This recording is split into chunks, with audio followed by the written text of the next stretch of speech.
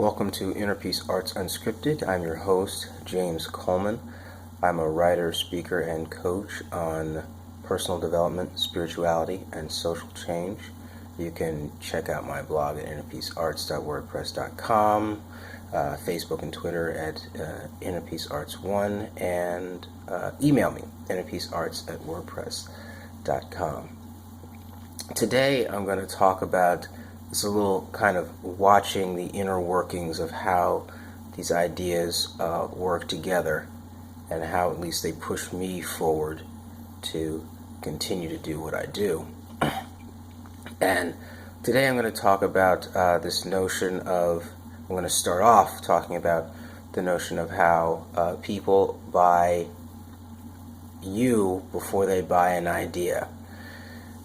And this is one of those ideas that, I have a cousin of mine who's been in, well, let's just say he's been in sales for a long time.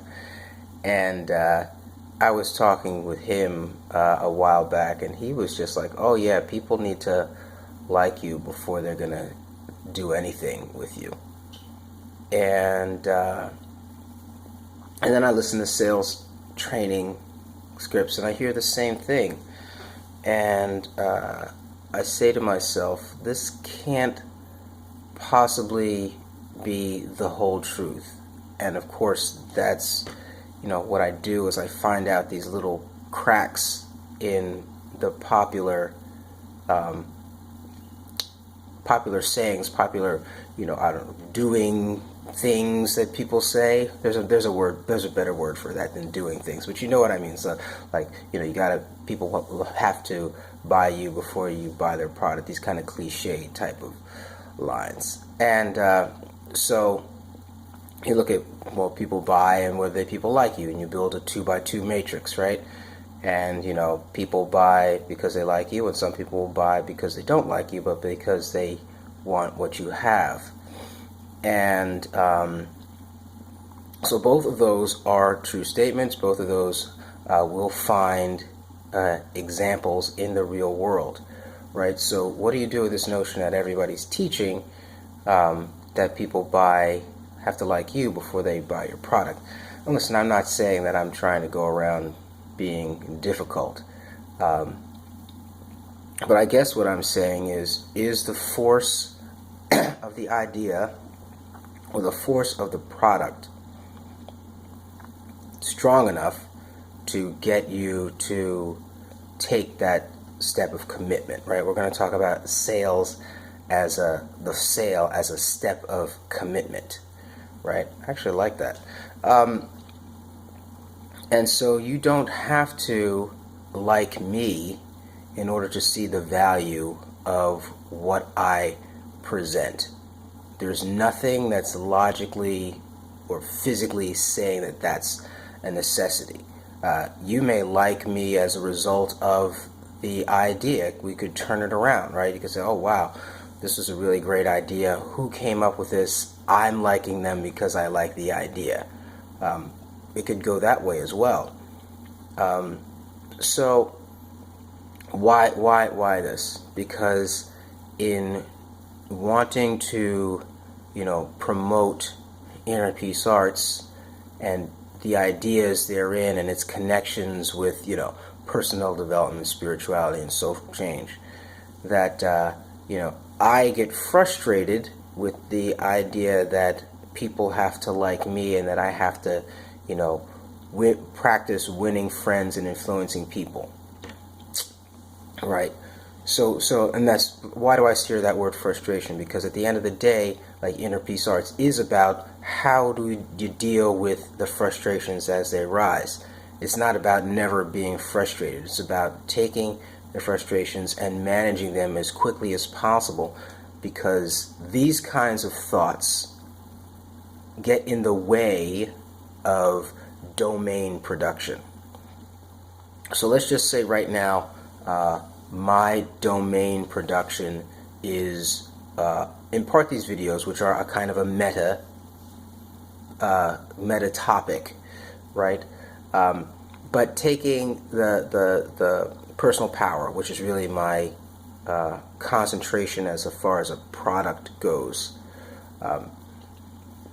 This kind of a conversation, right, gets in the way of me producing the personal power series, because I have to stop and think about it. And so the point is the point of the personal power is, right, so that you don't have to think about any of this stuff, and that you're doing the domain, so that you're acting out that influence, that you're people are feeling the way you want them to feel around you. People are doing what you want them to do around you. You are able to create that stream of access to production that you want, right? Those are the things, the end products, right? And anything that gets in the way of the transformation path to make that end happen, well, you want to eliminate them. And so that's why I share this, because these are the things that I'm sharing now are actually things that are much faster, much more oriented, and I am labeling. So I'm sharing how the labels are fitting together to solve the frustration, right? Because I'm not, or to solve the frustration, or to channel the energy that is the frustration, right? So, so I build a 2x2 matrix. I say there are situations where people purchase or make the commitment not because they like the person, but because they need what they have. So I have to create. So what does that mean? It gives me some tasks to do. It says, okay, create the understanding of what you're selling so that people get it, right? So that's on me as far as the communicator. And the liking of me is just enough to listen, right? It's not anything more than that. Because my idea is that the ideas have to be powerful enough to sell themselves, because I can't depend upon the personality of the person in order for that meme to continue itself, right?